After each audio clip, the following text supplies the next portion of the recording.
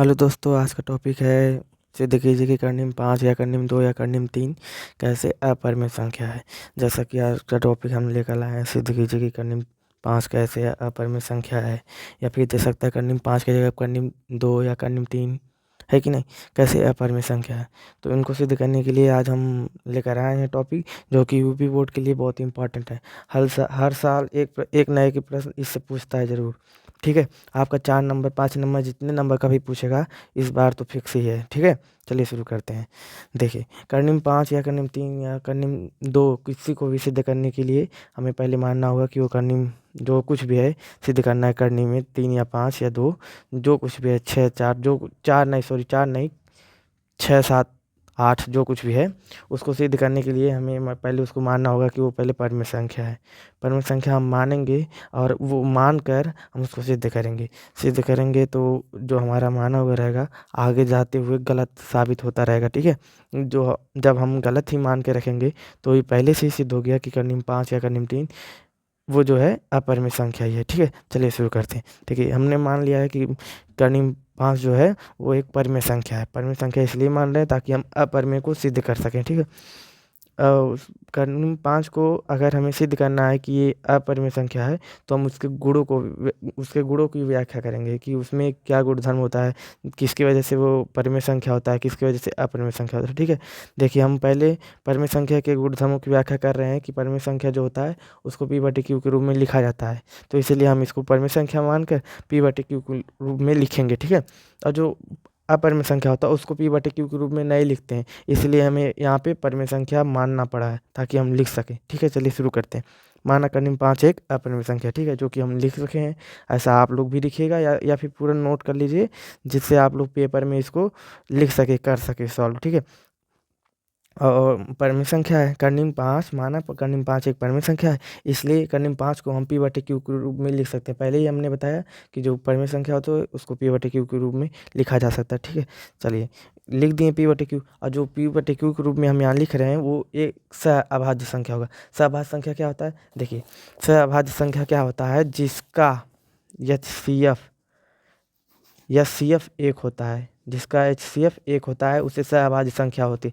जैसे हुआ 8 और 15 का HCF एक ही होगा, करके दिखा देते हैं। 8 हुआ, 15 हुआ, 8 एक हो गया, यहाँ पे बचा कितना, 7 बचा। यहाँ 8 करेंगे कितना हुआ, 1 हुआ, 1 हुआ, यहाँ 7 करेंगे, देखिए 1 आया ना, HCF एक आया है। 4 5 हुआ, जिसका HCF एक आता है उसी को हम सहभाज्य संख्या के रूप में मान रहे हैं। यहाँ पे p/q उसी को सहभाज्य संख्या कहते हैं जिसका HCF एक आता है। ठीक है, तो p/q को हम इसी रूप में मान रहे हैं कि ये एक सहभाज्य संख्या है। ठीक है, या फिर जिसका गुणनखंड एक हो, जिसका गुणनखंड एक हो, उभयनिष्ठ गुणनखंड एक हो। ठीक है, उसी को हम सहभाज्य संख्या कहते हैं। चलिए ठीक है, p/q में रूप में लिख दिए हैं। और देखिए यहाँ पे तिर्यक गुणा कर रहे हैं। यहाँ जो हमारा q है वो 5 से गुणा कर रहे हैं, क्योंकि यहाँ भाग में, यहाँ पे गुणा में हो गया। ठीक है, गुणा कर दिए, बराबर p हो गया। अब दोनों पक्षों का वर्ग करने पर, ठीक है, वर्ग करने पर तो यहाँ पे q² हो जाएगा, और 5 का वर्ग करेंगे। देखिए, जो कि करनी में है, इसका वर्ग करेंगे तो यहाँ पे 5 ही ना देगा, वो भी प्लस माइनस में देगा। ठीक है, वर्गमूल हटाने पे प्लस माइनस देता है। बातों को गौर से सुनिए और ध्यान में रखिए। ठीक है, यहाँ पे प्लस में ही लिखेंगे।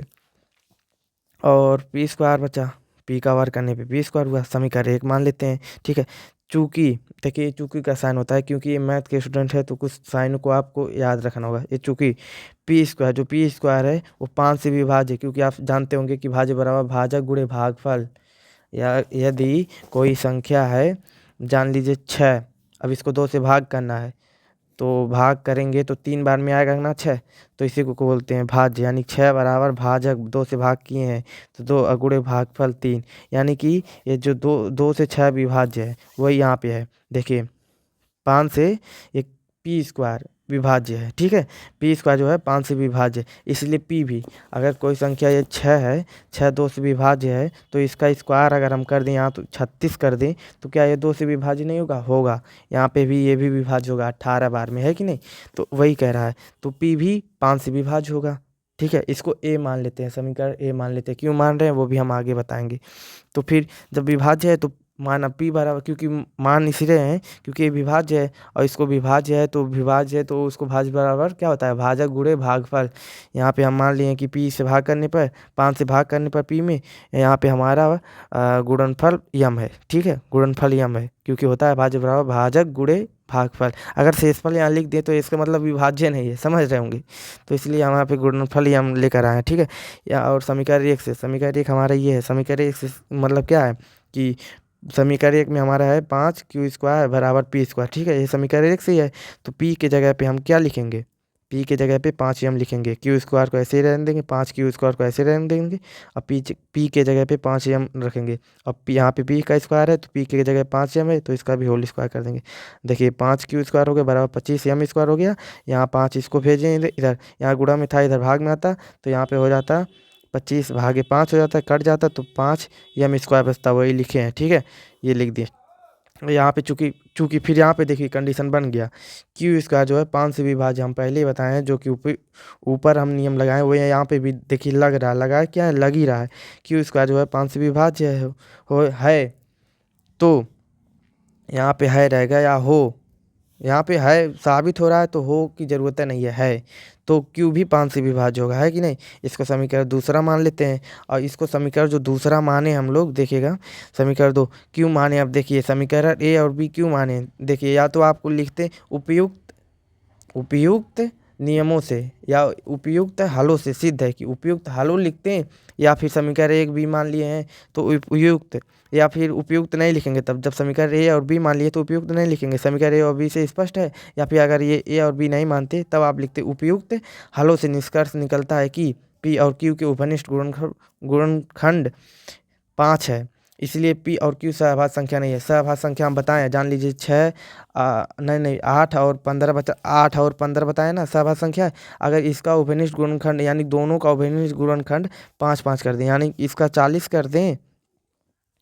और इसका 40 और इसका 75 है। अब इसका करेंगे HCF निकालेंगे तो 1 नहीं आएगा, किसी भी हाल में 1 नहीं आएगा, इसका HCF 1 नहीं आएगा। निकाल के दिखा दें, 40 75 HCF 2 बार में जाएगा 80 हो जाएगा, इसलिए एक ही बार में करते हैं, है कि नहीं।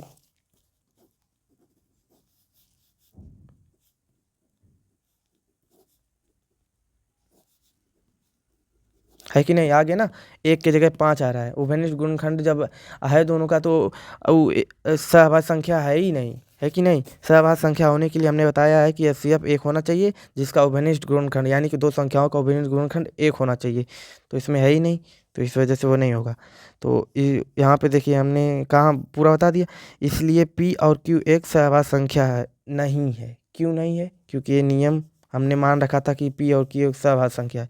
जहाँ P और Q एक सहभाज्य संख्या है, P तथा Q सहभाज्य संख्या है, जबकि यहाँ सिद्ध क्या हो रहा है, नहीं है, P और Q एक सहभाज्य संख्या नहीं है। इसलिए जो हम मान रखे थे वो गलत मान रखे थे, इसलिए कर्णिम 5 एक अपरिमेय संख्या। ठीक है, सिद्ध हो गया कि कर्णिम 5 एक अपरिमेय संख्या कैसे है। ठीक है, मिलते हैं अगली वीडियो में पार्ट 2 में, जिसमें हम सिद्ध करना बताएंगे कि कर्णी में 2 कर्णी में 5 या 5 कर्णी में 2 कैसे अपरिमेय संख्या, पार्ट 2 में। ठीक है, मिलते हैं अगली वीडियो में। जय श्री राम।